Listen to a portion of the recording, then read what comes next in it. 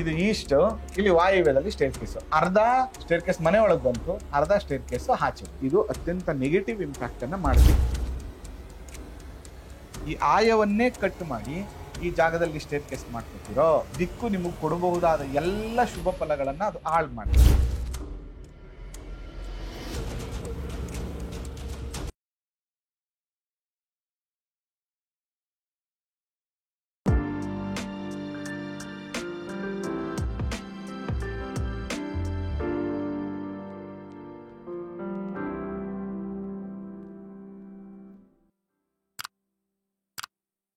ಶ್ರೀ ಗುರುಭ್ಯೋ ನಮಃ. ಮಾಯಕಾರ ಪ್ರಭುವೇ ನಮಃ. ಗಣೇಶ ದೇವಿ ವಾಗ್ದೇವಿ ಮಮ ವಾಕ್ಯ ಸಿದ್ಧಿ ಕುರು ಸ್ವಾಹ. ಓಂ ನಮೋ ಭಗವತಿ ಚಾಮುಂಡೇಶ್ವರಿ ಮಲಯಾಳ ಸ್ವರೂಪಿಣಿ ಸರ್ವ ಸಿದ್ಧಿಕಾರಿಣಿ ಸತ್ಯಂ ಬ್ರೂಹಿ ಸ್ವಾಹ.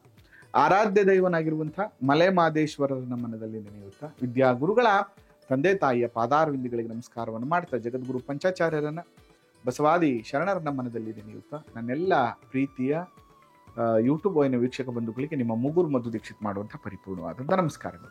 ಇನ್ನೂ ಕೂಡ ನಮ್ಮ ಚಾನಲ್ ನೀವು ಸಬ್ಸ್ಕ್ರೈಬ್ ಆಗಿಲ್ಲ ಅಂದರೆ ಸಬ್ಸ್ಕ್ರೈಬ್ ಆಗಿ ಫಾಲೋ ಮಾಡಿ ಅಂತ ಹೇಳ್ತಾ ನೋಡಿ, ಇವತ್ತು ನಾನು ನಿಮಗೆ ತಿಳಿಸ್ಕೊಡ್ತಾ ಇರುವಂಥ ಒಂದು ವಿಶೇಷವಾದಂತಹ ಸಬ್ಜೆಕ್ಟ್ ಏನಂದರೆ ಮೆಟ್ಟಿಲು. ಈ ಮೆಟ್ಟಿಲು ನಿರ್ಮಾಣದ ಸರಿಯಾದ ಕ್ರಮ ಹೇಗೆ, ಅದನ್ನು ಹೇಗೆ ನಿರ್ಮಾಣ ಮಾಡಬೇಕು ಅನ್ನುವಂಥ ವಿಚಾರವನ್ನು ಇವತ್ತಿನ ಸಂಚಿಕೆಯಲ್ಲಿ ತಿಳಿಸ್ಕೊಡ್ತೇನೆ. ನೋಡಿ, ಸಾಮಾನ್ಯವಾಗಿ ಮೆಟ್ಟಲಿನ ಅಳತೆ ಯಾವಾಗಲೂ ಮೆಟ್ಟಿಲುಗಳನ್ನ ನೀವು ಇಡ್ತೀರಲ್ಲ, ಅದರಲ್ಲಿ ನೀವೇನ್ ಮಾಡ್ಬೇಕು ಅಂದ್ರೆ ಯಾವಾಗ್ಲೂ 1, 3, 5, 7, 9, 11, 13 ಈ ಅಳತೆಯಲ್ಲೇ ಮೆಟ್ಟಿಲುಗಳು ಇರಬೇಕು. It is very important. ಯಾಕೆಂದ್ರೆ ಯಾವಾಗ ಬೆಸ ಸಂಖ್ಯೆಯಲ್ಲಿ ಸ್ಟೆಪ್ಸ್ ಇರ್ತದೋ ಆಗ ಆ ಮೆಟ್ಟಿಲಿನ ಎತ್ತರದ ಅಳತೆ ಕಮ್ಮಿ ಇರುತ್ತೆ. ಅದರಿಂದ ನಡೆಯುವಂತ ಸಂದರ್ಭದಲ್ಲಿ ನಮಗೆ ಯಾವುದೇ ತರದ ಬ್ಯಾಕ್ ಪೈನ್, ಮಂಡಿ ನೋವು ಬರೋದಿಲ್ಲ ಅನ್ನುವಂಥದ್ದು ವೈಜ್ಞಾನಿಕವಾಗಿರುವಂಥದ್ದು. ಅದಕ್ಕೋಸ್ಕರ ನಾವು ಈ ರೀತಿಯಾಗಿ 1, 3, 7, 9, 11 ರೀತಿಯಲ್ಲಿ ನಾವು ಇಟ್ಕೋಬೇಕಾಗ್ತದೆ. ಪ್ಲಸ್ ಎರಡನೇದಾಗಿ ಬಹಳ ಮುಖ್ಯವಾಗಿ ನಾವು ಇಡುವಂತ ಮೆಟ್ಟಿಲ್ ಇದೆಯಲ್ಲ, ಇದು ಆಂಟಿ ಕ್ಲಾಕ್ ವೈಸ್ ಆಗಿ ನಾವು ಹತ್ತಬಾರ್ದು. ಮನೇಲಿ ಯಾವುದೇ ಜಾಗದಲ್ಲಿ ಆಂಟಿ ಕ್ಲಾಕ್ ವೈಸ್ ಆಗಿ ಹತ್ತಬಾರ್ದು. ಈ ರೀತಿಯಾಗಿ ಆಂಟಿ ಕ್ಲಾಕ್ ವೈಸ್ ಆಗಿ ಹತ್ತಿದ್ರೆ ಕಾಲಕ್ರಮೇಣ ಅವರಿಗೆ ಹೆಲ್ತ್ ಪ್ರಾಬ್ಲಮ್ಸ್ಗಳು, ಎಕ್ಸ್ಪೆಷಲಿ ಹಾರ್ಟ್ಗೆ ಸಂಬಂಧಪಟ್ಟಂತಹ ರೋಗ ಬಾಧೆಗಳು ಅವರಿಗೆ ಜಾಸ್ತಿ ಆಗ್ತಿದೆ. ನ್ಯೂರೋ ಪ್ರಾಬ್ಲಮ್ಸ್ಗಳು ಜಾಸ್ತಿ ಆಗ್ತದೆ. ಅದರಿಂದ ಅದೃಷ್ಟ, ಲಕ್ ಅನ್ನ ಇದು ಆಂಟಿ ಕ್ಲಾಕ್ ವೈಸ್ ಅನ್ನುವಂಥದ್ದು ಯಾವಾಗಲೂ ನೆಗೆಟಿವ್. ಧನಾತ್ಮಕತೆ ಬಂದು ಕ್ಲಾಕ್ ವೈಸ್. ಅದಕ್ಕೋಸ್ಕರ ಆಂಟಿ ಕ್ಲಾಕ್ ವೈಸ್ ಅನ್ನುವಂಥದ್ದು ನಮ್ಮ ಅದೃಷ್ಟವನ್ನ ಹಾಳು ಮಾಡುತ್ತೆ. ಅದರಿಂದ ಆಂಟಿ ಕ್ಲಾಕ್ ವೈಸ್ ಉಲ್ಟಾ ಹತ್ತುವಂಥದ್ದನ್ನ ಆದಷ್ಟು ನೀವು ಅವಾಯ್ಡ್ ಮಾಡಬೇಕು. ಅದರ ಜೊತೆಗೆ ಇವತ್ತು ಒಂದು ಕನ್ಸ್ಟ್ರಕ್ಷನ್ ಟೈಮ್ ಅಲ್ಲಿ ನೀವು ಮಾಡುವ ತಪ್ಪುಗಳ ಬಗ್ಗೆ ನಾನು ಇವತ್ತಿನ ತಿಳಿಸ್ತೀನಿ. ನೋಡಿ, ಈಗ ಎಕ್ಸಾಂಪಲ್ಲು ನಂದೊಂದು ಮನೆ. ಆ ಮನೆಯಲ್ಲಿ ಮೆಟ್ಲು ಮಾಡಬೇಕಾದ್ರೆ ಇಲ್ಲ ಒಳಗಡೆ ಮಾಡಿ ನೀವು, ಇಲ್ಲ ಹೊರಗಡೆ ಮಾಡಿ, ಎಲ್ಲ ಹೊರಗಡೆ ಮಾಡಿ. ಆದ್ರೆ ನೀವೇನ್ ಮಾಡ್ಬಿಡ್ತೀರಾ ಪ್ರಾಬ್ಲಮ್ಸ್ ಅಂತಂದ್ರೆ, ಎರಡೂ ಕಡೆ ಸೇರಿಸ್ಬಿಟ್ಟು ಮಾಡ್ತೀರಾ. ಹೆಂಗ್ ಮಾಡ್ತೀರಾ? ಎರಡೂ ಕಡೆ ಸೇರಿಸ್ಬಿಟ್ಟು ನೋಡಿ, ಹಿಂಗ್ ಬಂತು. ಎಕ್ಸಾಂಪಲ್ ಇದನ್ನ ಸೌತ್ ವೆಸ್ಟ್ ಅಂತ ಇಟ್ಕೊಳ್ಳೋಣ. ಸಾಮಾನ್ಯವಾಗಿ ಇಲ್ಲ, ಒಂದು ಕೆಲಸ ಮಾಡೋಣ, ನಿಮ್ಗೆ ಇನ್ನೂ ಈಸಿಯಾಗಿ ಅರ್ಥ ಆಗುತ್ತೆ. ಈಸ್ಟ್ ಅಂತ ಅನ್ಕೊಳ್ಳೋಣ, ಇದನ್ನ ಈಸ್ಟ್ ಅಂತ ಅನ್ಕೊಳ್ಳೋಣ, ಇದು ಪೂರ್ವ ಅಂತ ಇಟ್ಕೊಳ್ಳೋಣ. ಇದು ಪೂರ್ವ ಆಗ್ನೇಯ, ಸೌತ್ ಈಸ್ಟ್. ನೋಡ್ರಿ, ನೀವೇನ್ ಮಾಡಿದ್ರಿ, ಇಲ್ಲಿ ಸ್ಟೇರ್ ಕೇಸ್ ಮಾಡಿದ್ರಿ. ಯಾವ ತರ ಮಾಡ್ತಾ ಇದ್ದೀರಾ? ಇಲ್ಲಿ ಮೇಲಕ್ಕೆ ಹೋಗಕ್ಕೆ ಈ ರೀತಿ ಮಾಡ್ತಾ ಇದ್ದೀರಾ ಸ್ಟೇರ್ ಕೇಸ್. ಆಗ ಏನಾಯ್ತು, ಇಲ್ಲಿ ಪ್ರಾಬ್ಲಮ್ಸ್ ಅನ್ನ ನೀವು ಅಬ್ಸರ್ವ್ ಮಾಡಿ, ನನಗೆ ಸೌತ್ ಈಸ್ಟ್ ಕಟ್ಟಾಗೋಯ್ತು. ಈ ಜಾಗ ಕಟ್ಟಾಗೋಯ್ತು ನನಗೆ. ನಿಮ್ ಪ್ರಕಾರ ಏನು ಇಲ್ಲಿ ಸ್ಟೇರ್ ಕೇಸ್ ಇದೆಯಾ ಅಂತಲ್ಲ, ಜಾಗ ಸಿಗುತ್ತೆ ಅಂತ. ನೋಡಿ, ನನಗೆ 1 ಮೂಲೆ, 2 ಮೂಲೆ, 3 ಮೂಲೆ, 4 ಮೂಲೆ, 5 ಮೂಲೆ ಆಯ್ತು. ಅಂದ್ರೆ 5 ಮೂಲೆ ಅಂತ ಕರಿತೀವಿ ನಾವು. ಈ ತರ ಸ್ಟೇರ್ ಕೇಸ್ ಮಾಡಿದ್ವಿ.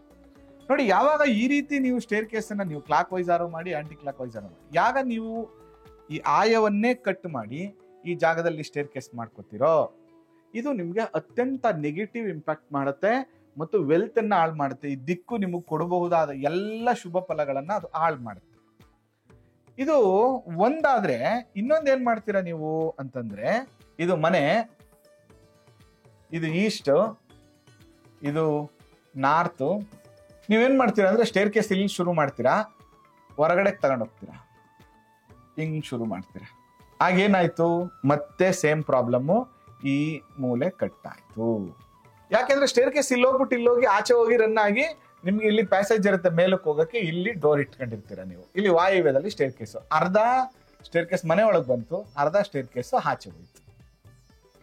ಈ ರೀತಿ ಬಂದಾಗ ನಿಮಗೆ ಇದು ಅತ್ಯಂತ ನೆಗೆಟಿವ್ ಇಂಪ್ಯಾಕ್ಟ್ ಅನ್ನ ಮಾಡುತ್ತೆ. ಈ ಎರಡು ವಿಧದಲ್ಲಿ ನೀವು ಮೇಜರ್ ಮನೆಗಳಲ್ಲಿ ಪ್ರಾಬ್ಲಮ್ಸ್ ಗಳನ್ನ ಮಾಡ್ಕೋತಾ ಇದ್ದೀರಾ. ಈ ತಪ್ಪುಗಳನ್ನ ಯಾವುದೇ ಕಾರಣಕ್ಕೂ ಮಾಡಬೇಡಿ. ಗುರುಳೆ, ಹಾಗಾದ್ರೆ ಇದಕ್ಕೆ ಪರಿಹಾರ ಏನು? ನಮಗ್ ಬೇಕಲೇಬೇಕು, ಒಳಗಡೆ ಇಟ್ಕೊಂಡ್ರೆ ಇದೆ, ಅದಕ್ಕೂ ಕೂಡ ಪರಿಹಾರ ಇದೆ. ಏನ್ ಮಾಡಬೇಕು ಅದಕ್ಕೆ? ಇಟ್ ಇಸ್ ವೆರಿ ಸಿಂಪಲ್, ತುಂಬಾ ಸಿಂಪಲ್. ಏನಂದ್ರೆ ಫಸ್ಟ್ ಪ್ಲಿಂತ್ ನ ಹಿಂಗೆ ಕನೆಕ್ಟ್ ಮಾಡ್ಬಿಡಿ, ಆಮೇಲೆ ಸ್ಟೇರ್ ಕೇಸ್ ಮಾಡ್ಕೊಳ್ಳಿ. ಫಸ್ಟ್ ಪ್ಲಿಂತ್ ಕನೆಕ್ಟ್ ಮಾಡ್ಬಿಡಿ, ಇಲ್ಲಿ ಸ್ಟೇರ್ ಕೇಸ್ ಮಾಡ್ಕೊಳ್ಳಿ, ಇಲ್ಲ ಇಲ್ಲಿ ಸ್ಟೇರ್ ಕೇಸ್ ಮಾಡ್ಕೊಳ್ಳಿ. ಅವಾಗ ಏನಾಯ್ತು, ನನಗೆ ಇಲ್ಲಿ ಸ್ಕ್ವೈರ್ ಆಯ್ತು. ಆ ಚೌಕಾಕಾರ ಬಂದಾಗ ಏನಾಗುತ್ತೆ, ನನಗೆ ಈ ನೆಗೆಟಿವ್, ನೀವು ಒಳಗಡೆ ಏನಾದ್ರು ಡಮ್ಮಿ ಬೇಸ್ಮೆಂಟ್ ಹಾಕೊಳ್ಳಿ, ನನಗೆ ಅದು ಇಂಪಾರ್ಟೆಂಟ್ ಅಲ್ಲ.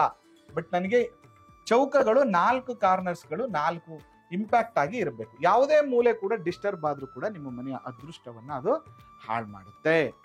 ಅದಕ್ಕೋಸ್ಕರ ನೀವೇನ್ ಮಾಡಿ ಅಂದ್ರೆ ಮೆಟ್ಟಿಲುಗಳನ್ನ ನಿರ್ಮಾಣ ಮಾಡುವಂತ ಸಂದರ್ಭದಲ್ಲಿ ಸ್ವಲ್ಪ ಎಚ್ಚರಿಕೆಯಿಂದ ಮಾಡ್ಬೇಕಾಗ್ತದೆ. ನೋಡಿ, ಎಕ್ಸಾಂಪಲ್ ನೋಡಿ, ಸೌತ್ ಈಸ್ಟ್ ಅಲ್ಲಿ ಇಲ್ಲಿ ಸ್ಟೇರ್ ಕೇಸ್ ಮಾಡಿದ್ದೀರಾ, ಇಲ್ಲಿ ಹೊರಗಡೆಯಿಂದ ಬಂದವ್ರಿಗೆ ಅಂದ್ಬಿಟ್ಟು ಇದು ಕೆಳಗಡೆ ಒಂದು ಟಾಯ್ಲೆಟ್ ಮಾಡ್ಬಿಡ್ತೀರಾ. ನೋಡಿ, ಯಾವಾಗ ಸೌತ್ ಈಸ್ಟ್ 5 ಎಲಿಮೆಂಟ್ ಝೋನ್ ಅಲ್ಲಿ ಮೊದಲನೇದಾಗಿ ಅಲ್ಲಿ ಬಂದಿರೋ ಸ್ಟೇರ್ ಕೇಸೇ ಸರಿಯಾಗಿ ಮಾಡಿಲ್ಲ, ಸೇಮ್ ಟೈಮ್ ನೀವು ಟಾಯ್ಲೆಟ್ ಬೇರೆ ಮಾಡ್ಬಿಟ್ಟಿದ್ದೀರಾ ಅಂದ್ರೆ ಫೈನಾನ್ಷಿಯಲಿ ಗುರುಗಳೇ ಈ ಮನೆಗೆ ಬಂದು ತುಂಬಾ ಪ್ರಾಬ್ಲಮ್ ಆಗ್ತಾ ಇದೆ, ತುಂಬಾ ಫೈನಾನ್ಷಿಯಲಿ ಪ್ರಾಬ್ಲಮ್ ಆಗ್ತಾ ಇದೆ, ನಂಗೆ ಅನುಕೂಲನೇ ಆಗ್ತಾ ಇಲ್ಲ, ಈ ತರದ ಸಮಸ್ಯೆಗಳನ್ನ ನೀವು ಅನುಭವಿಸ್ಬೇಕಾಗ್ತದೆ. ಅದಕ್ಕೆ ಈಗ ಈ ತರ ಪ್ಲಿಂತ್ ಕನೆಕ್ಟ್ ಮಾಡಿ, ಕನ್ಸ್ಟ್ರಕ್ಷನ್ ಆಗೋಗಿದ್ರೆ ಸ್ವಲ್ಪ ಪಿರಮಿಡ್ ಗಳನ್ನ ಹಾಕೊಳ್ಳಿ.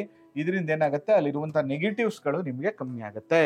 ನೀವು ಏನೇ ಪರಿಹಾರಗಳನ್ನ ಮಾಡ್ಕೊಳ್ಳುವಂತ ಸಂದರ್ಭದಲ್ಲಿ ಒಂದಷ್ಟು ಸರಿಯಾದ ತಜ್ಞರ ಜೊತೆ ಒಂದಷ್ಟು ಡಿಸ್ಕಸ್ ಮಾಡಿ, ಮಾತನಾಡಿ, ಚರ್ಚೆ ಮಾಡಿ, ಅದರ ಹಿಂದೆ ಇರುವಂತಹ ಚಿಂತನೆಗಳನ್ನ ತಿಳ್ಕೊಂಡು ಗೃಹ ನಿರ್ಮಾಣವನ್ನ ಮಾಡಿ 100% ಅದು ನಿಮಗೆ ಶುಭ ಫಲವನ್ನ ಕೊಡ್ತದೆ.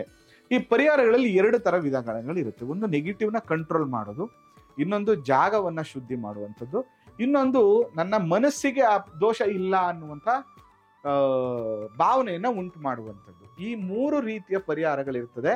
ಅದರಲ್ಲಿ ಸೈಕಾಲಜಿಕಲಿ ನಮ್ಗೆ ಇಂಪ್ಯಾಕ್ಟ್ ಮಾಡ್ತಾ ಇದೆ ಅಂದಾಗ ನಾನು ನೋಡುವಂತಹ ಸ್ಥಿತಿಯಿಂದ ನನ್ನ ವಾಸ್ತು ದೋಷ ಕಮ್ಮಿ ಆಗ್ತಾ ಇದೆ ಅನ್ನುವಂಥ ಫೀಲಿಂಗ್ಸ್ ನನ್ಗೆ ಬರಬೇಕು. ಆ ಥರದ ಪರಿಹಾರಗಳನ್ನು ಮಾಡಬೇಕು. ತುಂಬಾ ನೆಗೆಟಿವ್ ಇದ್ದಾಗ ಅದನ್ನ ಕಂಟ್ರೋಲ್ ಮಾಡುವಂತಹ ಪಿರಮಿಡ್ಸ್ಗಳನ್ನ ನೀವು ಪರಿಹಾರ ಮಾಡ್ಕೋಬೇಕು. ನೆಗೆಟಿವ್ ಆಗ್ತಾ ಇದೆ ಅಂದಾಗ ಯಂತ್ರಗಳ ಮುಖಾಂತರ ಮಾಡಬೇಕಾಗ್ತದೆ.